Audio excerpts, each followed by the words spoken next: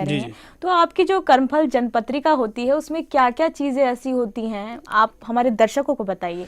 देखो, एक तो सबसे बड़ी बात क्या है कि वैदिक रूप से उसका विश्लेषण हम लोगों ने किया है, और उसके अंदर जो दशाएं चलती हैं, जो लग्न में जो ग्रह बैठा है या जो पीड़ित करने वाला ग्रह है, उसका एक समागम किया है मंत्र के द्वारा, जी। यंत्र के द्वारा और दान के द्वारा।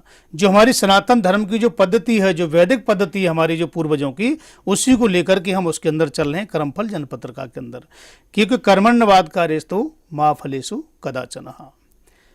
और रामायण में भी कहा है कि कर्म प्रधान विश्वरस राका, जो जस कर ही तस फल चाका, यानी कि जैसा हम कर्म करते हैं वैसा हमको फल मिलता है।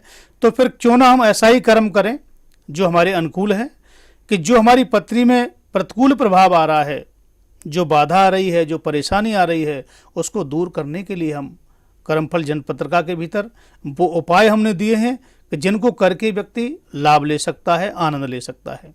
यानी कि कोई समस्या जीवन में चल रही है और उससे संबंधित हमने दान लिखा है, उससे संबंधित हमने पहनने के लिए रत्न वगैरह लिखा है, त्रिशक्ति कवच लिखा है, तो आप उसको धारण करते हैं। और जब धारण करते हैं तो आपको पता चलता है कि कुछ समय के अंदर ही आपको एक बहुत बड़ा लाभ, बहुत बड़ी ऊर्जा, एक पॉजिटिव ऊर्जा एक और आपकी बनती है, और आप उस रास्ते पर सक्रिय हो जाते हैं।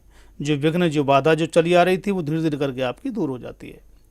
तो सबसे बड़ी बात क्या है इसमें, कि कर्म के द्वारा ही सब कुछ है संसार के अंदर, और इसीलिए हमने इसका नाम भी कर्म फल रखा है। यानी कि जैसा आप कर्म करते हैं वैसा फल आपको मिलना ही मिलना है, उसको कोई नकार नहीं सकता। लेकिन वो कर्म कैसा हो, उसी कर्म को बताने के लिए हम लोग यहाँ पर हैं कि कर्म ऐसा हो।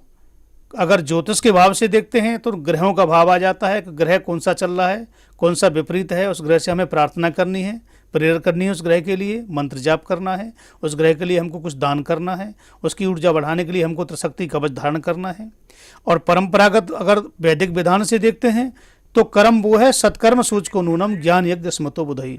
कर्म ऐसा हो जो दूसरों के लिए भला हो, अच्छा करने वाला हो।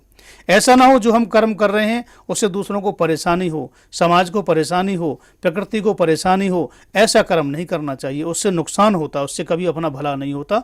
कर्म भी वो करो जो दूसरों का उसमें कल्याण हो, दूसरों की भावना उसमें ऐसी छपी हो। हमारे करने से